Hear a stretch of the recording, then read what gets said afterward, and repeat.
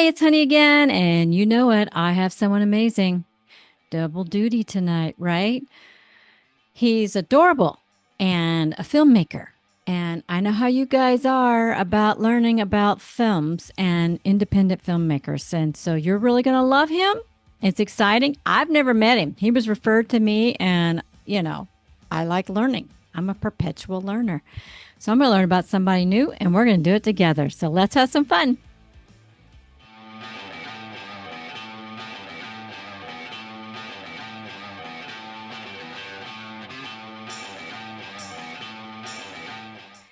Hey, it's Honeygregory, and welcome back to my channel, Perpetual Learning. And tonight we're doing the double duty because I have a filmmaker here.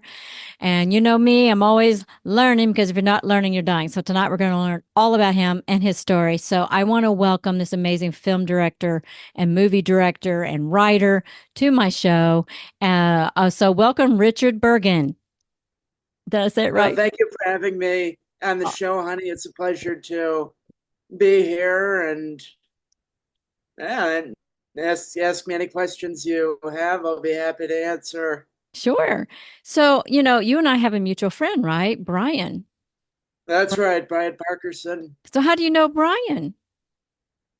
Well, I was talking to him on social media, and he recommended that I do the it. Well, he said that he knew you, and he recommended that I go on your podcast.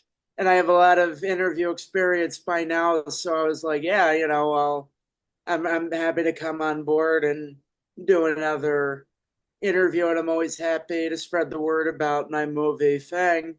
Good. So, did he tell you? Who did he tell you I was? Yeah, he told me you were the former co-host with Joe Bob Briggs. Okay. Yeah, I was the original mail girl, That's on that right. show. Yeah. So he was telling me all about you, and so tell us your story. You're a filmmaker and a writer. So how? Why? What brought that about? Well, I think the answer that a lot of writers have is that you're drawing something from your life to put into your book or your script or your movie, and Mm-hmm. usually you have to be drawing from some negative experiences in your life to make it a more interesting Mm, story. that So does the happen. background, oh yeah, the background on Fang was back when I was 15 years old. My dad started suffering some symptoms of Oh, Parkinson's. I'm sorry. Oh, thank you. And he had it for 8 years, Mm, and so I got to witness the trajectory. And while he was sick, things kind of started to deteriorate mm. at home. It was getting kind of not very clean. I mean, my apartment is still not very clean, but this was less clean than my current apartment. Mm-hmm. And so one night I was, at home, and I saw there was like a brown recluse spider Yee. on the floor. I saw it crawling across. It was about a foot away from my feet. Ooh. And that was the first of several that I saw. It was kind of a brown recluse infestation. Mm-hmm. And so I started, thinking, about having like a character who was in this kind of Mm. situation, and that he gets bitten by something. Mm-hmm. And I was thinking, well, he can't really get bitten by a spider and start turning into a spider. That would be too much like Spider-Man. Yep, they've And already done that one, right? oh yeah, a bunch of times. Yeah. And he can't get bitten by a cockroach and turn into a cockroach because that would be too much like The Kafka's Fly. Metamorphosis or The Fly too. Yeah. Yeah. Yeah, Oh that's a yeah, classic. that's an amazing movie. Yeah. But then I started to think, he could get bitten by a rat and Hmm. start turning into a rat. That hasn't really been done yet. So that was how I came up with the Hmm. story for Fang. It's about a guy who gets bitten by a rat who's in this kind of family situation. And then he starts to imagine that he's turning into a rat. He starts seeing rat fur on his arm and everything. So it's And all in his mind. well, I don't want to give away any Oh, spoilers. oh, You have to watch okay, the okay, movie to, okay. and it's, I guess I like the idea of the ambiguity Mm-hmm. of it, where because really everybody kind of perceives things in their own way. And I think that's true for people, whether they're insane or not. We all have a slightly Mm-hmm. different perception of reality. Mm-hmm. But Exactly. that is his perception of reality, is that he is turning into a rat. Wow. Creepy. Yeah. I went and looked at some of the trailers and I was like, yeah. Oh, Not thank you. not good, but very spooky. So why did you choose horror out of all the options? Well, it's something I've been drawn to for a long time. Actually, my interest in horror, well, I think I was kind of interested in it when I was a kid, because when I was a kid, sometimes I would try to like scare my parents. Like I would be like in the closet and try to jump out at them or something. So I think that was the beginning of my interest in horror going Wow.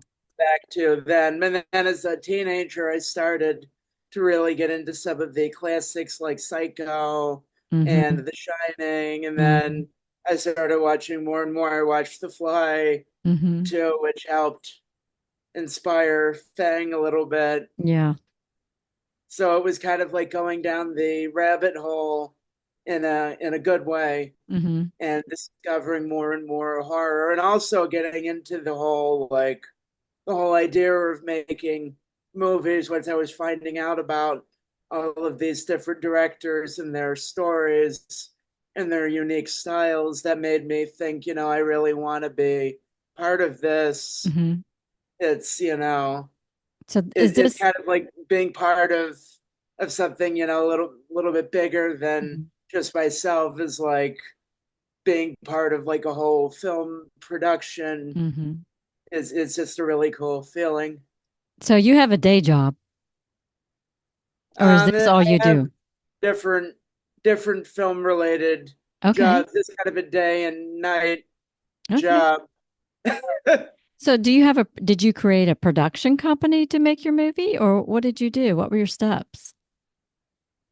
Well, I started reaching out to different people I wanted to get on board. I did some Googling, like looking up, who do I want to work with in Chicago, who's a cinematographer, who do I want to work with in terms of the actors. I put up a casting notice on backstage.com, and the really interesting thing about doing that is that you get the most audition submissions for like the smallest roles, like the role of the nurse who has one line of dialogue in Fang. That was like over 100 different actresses submitted for the role of Wow. nurse.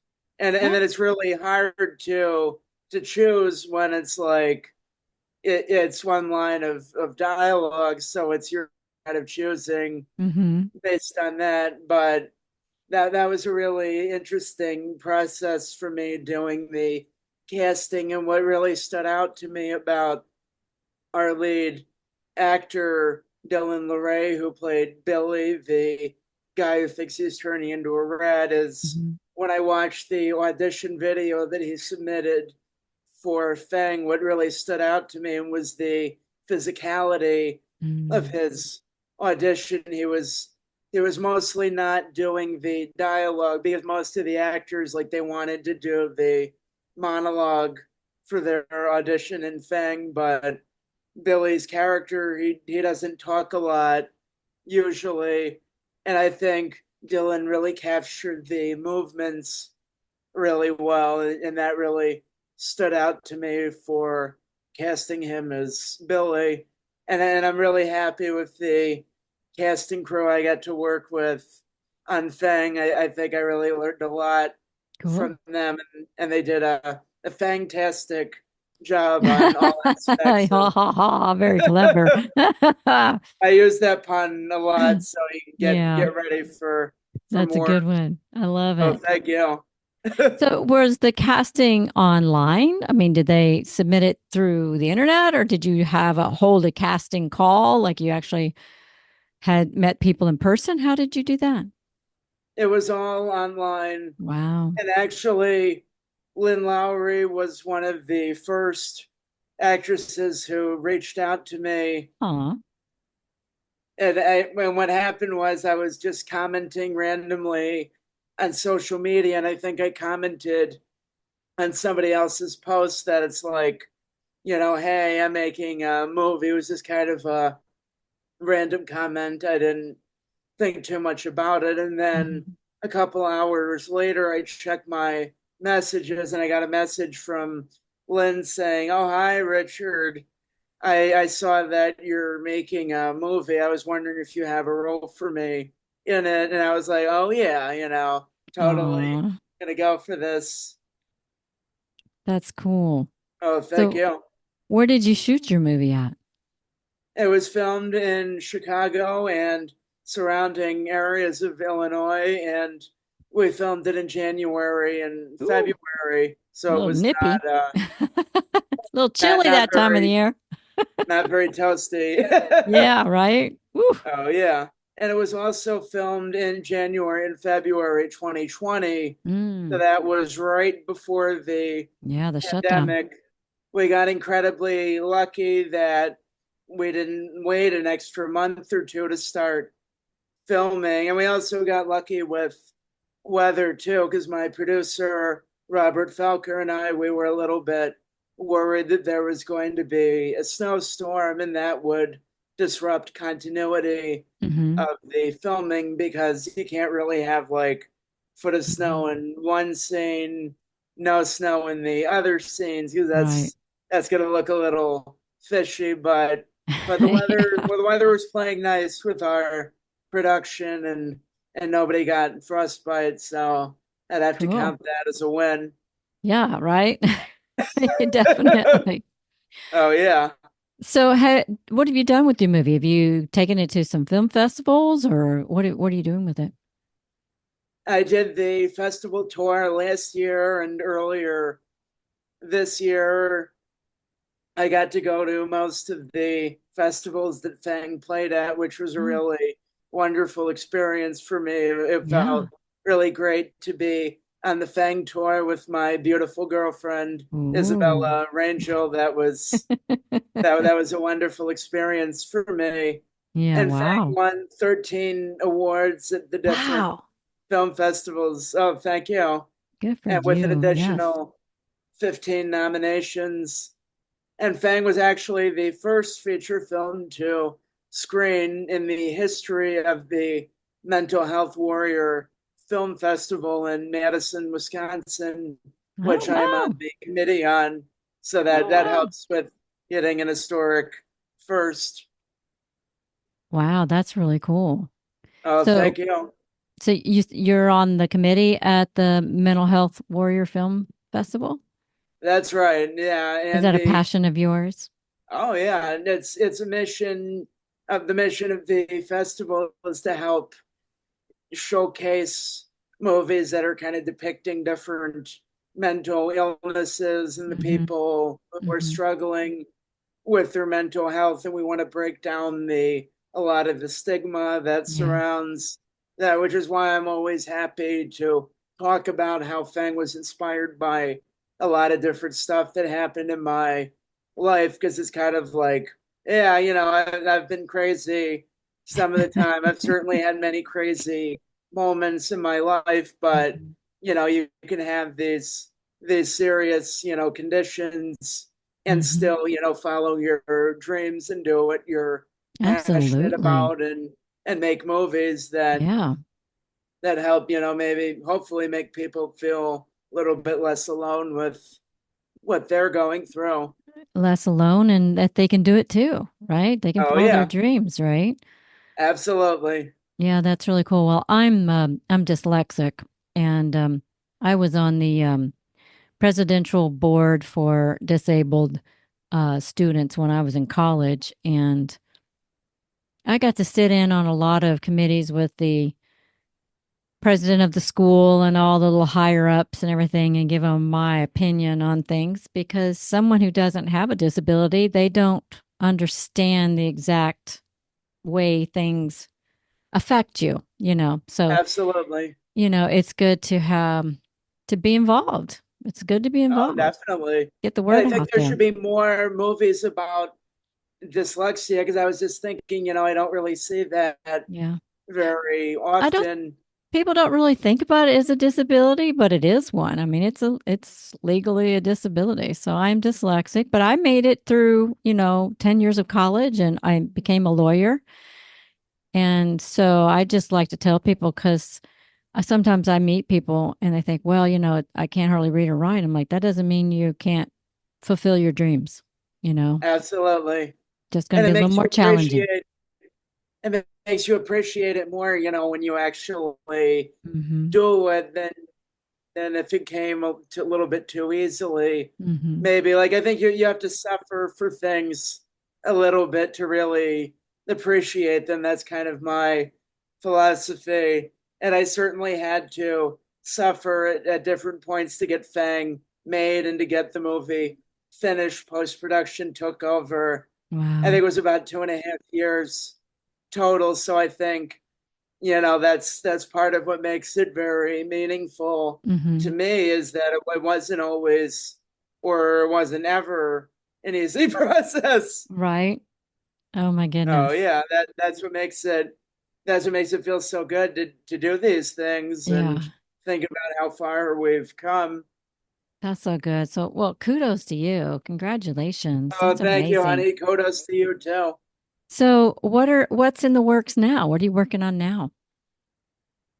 Well, I have several different projects that are in different stages of development. The movie that I'm probably going to be on set filming next is called Malsomnia, and it's about a guy who, like, he's dead and then he gets brought back to life, but he starts remembering more and more things from his past life, Mm. and he's remembering all of these past traumatic events, and that was what ended up causing his death in the first place. And I wanted to be all from his perspective, since I don't think there's been any kind of like Frankenstein kind of story where it's all from the creature's point of view Mm. before. So I want most of the movie to be seen through his eyes.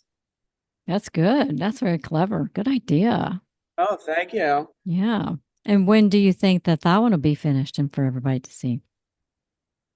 Well, hopefully sometime next year, although I've been guilty of Some procrastination. underestimating how long things take before you can look up some old interviews where I talked about how Fang was going to be finished by fall of 2020, and it was actually finished by fall of 2022. Mm. But That's okay. That's okay because we all run into hurdles, right? absolutely, And if you just stop and cry and go, wah, there's a hurdle, you're not going to get anywhere. So, the whole process of life is learning how to work through the tough stuff, right? And keep on going and make sure you get it done.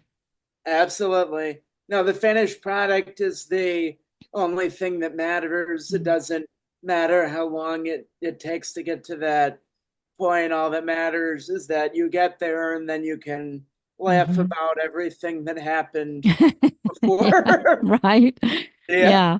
It's not funny. It's not funny when it's happening, but it's funny later when you're done, right? Absolutely. I understand that. I've been there a few times. Oh my gosh. Oh, yeah. Wow. So I saw in one of your interviews with someone that said you don't do acting. So you don't have no plans to act in any of your own films at this Well, point? that's not completely true. I did do some acting Oh, you in did? There, yeah, Oh. there's one scene that I'm in. It's about an hour into the movie, and I'm Okay. wearing a rat mask and a doctor's outfit, so I'm Dr. Rat, Oh, and so you that's you. can't really see that it's Okay. me, but that's me. That's hilarious. That Well, was good for my. you. Oh, Now, thank you. where did you get the mask? I saw you ordered it online or something. So where'd you get this mask? I'm still trying to figure out what happened to it. We had a wonderful crew who was in charge of getting the logistics of things. So we bought off of Amazon, but it looked a little bit too generic, and so a new one was made for the movie. And Caitlin Young, our makeup and special effects artist, she did really wonderful work bringing the rat creatures and the fur to life. Awesome. Way cool. Well, I watched some trailers. I didn't see the whole thing. I didn't even see where I could get it. So, for someone who wants to see it, how can they find it? Fang is on Amazon. It's on Roku. It's on Blu-ray and DVD. Look at And you go. the links. Oh, thank you. And the links to where to watch it are in the description box on the trailer. Mm, And I okay. probably posted about it on social media about 500,000 Now, times by do you now. have And unfortunately, I'm probably driving people crazy with my That's all right. posts. This is your baby, you got to it's like showing pictures of your baby, you're like this is my baby. Oh That's all yeah, right. it's a Um furry your baby. fur baby. Oh Um yeah, extra fur. so you got Facebook page or an Instagram or some other stuff where they can find you?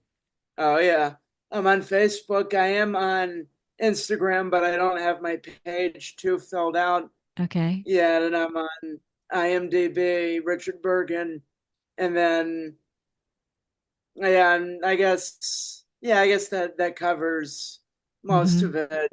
And I'm always happy to answer any questions that people have about my work or just to talk to it. I do like to talk about myself. So, Cool. oh, thank So you. for those who are your fan and want to follow you, so what is your favorite movie? Hmm, that is a tricky question and probably There's a lot of good ones out there. something. Oh yeah. I think it's like the more deeply I get into, watching movies and commenting on movies with people I know and then making movies, it gets harder and harder to choose. And I will say another movie that definitely influenced me a lot with Thing, even though it's not horror, is Taxi Driver. I Mm. think that's a character I could relate to him more when I was younger, not really that much now, Mhm. thankfully. Mhm. But I definitely wanted to show kind of this kind of gritty urban mental disintegration. Mhm. Cool. Um Oh, thank you. who's your favorite actor? Hmm, you got some very thought provoking questions. You don't know who your favorite actor is? I'm gonna have to Can't think well, of I one, think huh? I'm always like, I guess with actors, I'm usually thinking about the role and the character. So I guess I got to think about like who has done the most different characters. Who I'm like, hell yeah, Mhm. this is really awesome. Well, one of my favorite is Anthony Hopkins. He does a lot of Oh, he really is, interesting yeah. characters. Oh, yeah. Yeah. Some really No, that spooky guy is ones like too. really, like, he's a lot more versatile, Mhm. I think, than people might give him credit Mhm. for. Like, he can be like this very refined kind of, British gentleman kind of guy, but then Mhm. also be Hannibal Lecter, Exactly. and and he And was the great Wolf in The Man, Elephant Man too. the That Elephant was Man. Yeah. oh yeah, and that Lots of was good ones. very He's been in so different. many good Yeah. ones. Some really creepy ones too. Oh yeah. Yeah. Okay. So who's your favorite actress? Come on, you got a celebrity crush? Well, I'm being recorded, and I am in a committed relationship. Oh, you can still say you like somebody. Doesn't mean you Oh like yeah. somebody. No, I know. It's all good. So your favorite actress is your beautiful girlfriend who's going to be in your next film, right? Absolutely. There you Yeah. go. There you go. That's perfect. Good for you. Oh That's yeah. smart. Well, what else is going on? What else should I what else do you want to tell people before we're almost out of time? Well, it's I think anybody who is listening to this interview, I hope that you watch Fang, and I hope it's a meaningful movie for you. I hope you Mhm. really enjoy it, and hopefully it's not too relatable for you because these characters go through some pretty fucked up Mhm. shit. Mhm. But hopefully Fang is a very is a movie like I want it to be a movie that is not easily forgotten. Like yeah, you can hate it, you can think this movie Mhm. is really depressing or too dark or it sucks or but at least if it sucks, I hope that it sucks for you in a very memorable In a memorable way. way. Yeah.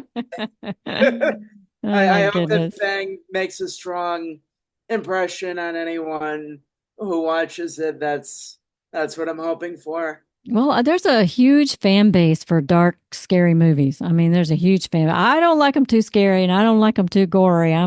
Yeah, I don't want to see too much, but Oh, um, you've hosted a lot of them.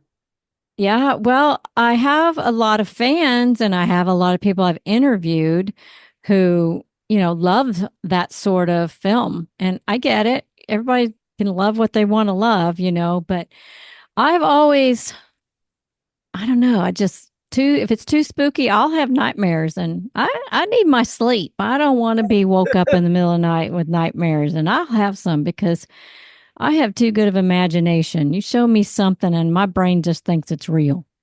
Like, I don't want to see that. Like someone, I feel you. Have some you watched monster Fang like earlier in the in the day? day. Like, Watch it in the morning as before I yeah. go out in the day and Oh, then it yeah. won't bother me that night when I go to bed.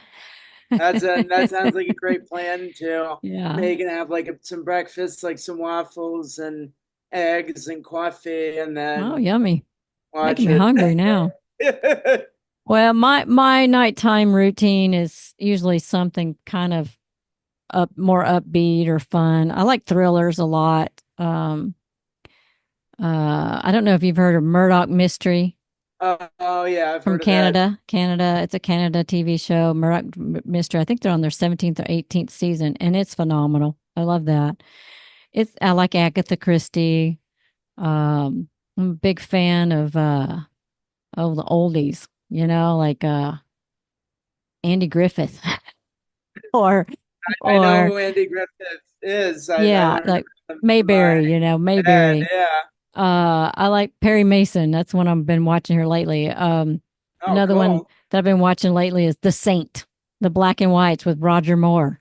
Oh, nice. I love it. So they're I on like YouTube.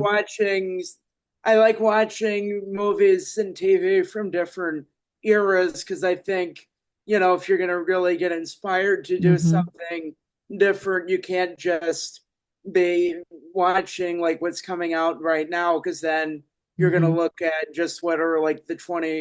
2020s or 2010s Mm-hmm. movies and you're gonna be too similar to Yeah. that and what you're doing. So I do like to go back and draw inspiration from a lot of the older stuff. I was kind of influenced by Tennessee Williams for Yes. writing Fang with for Lynn's character, I wanted her to be kind of like that. Yeah. Like Cool. if you say streetcar named Desire, I Yep. wanted it to be Was it like that. Stella?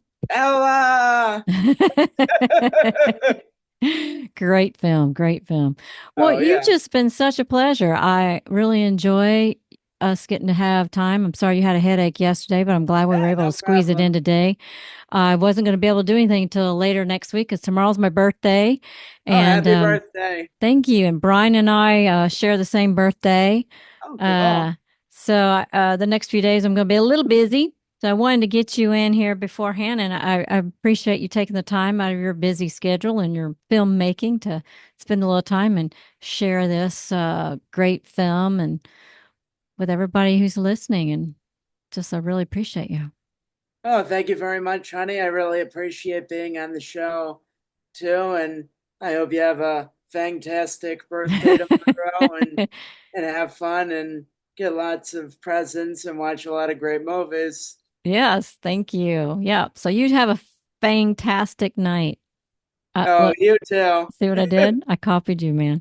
Oh yeah. No, it's contagious. That's right. And It and I is. keep thinking of more and more like Fang related Yeah. parts. Like I like to say thank you and all of that kind of Well, stuff. all you listeners out there, go check out Richard's film Thing.